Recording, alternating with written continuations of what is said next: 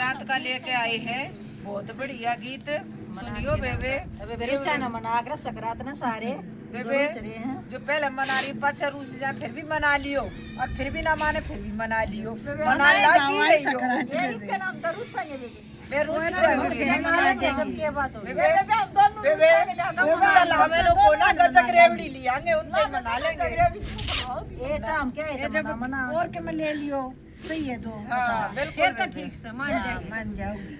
आई सकरात है मेरी बड़े की से बड़ा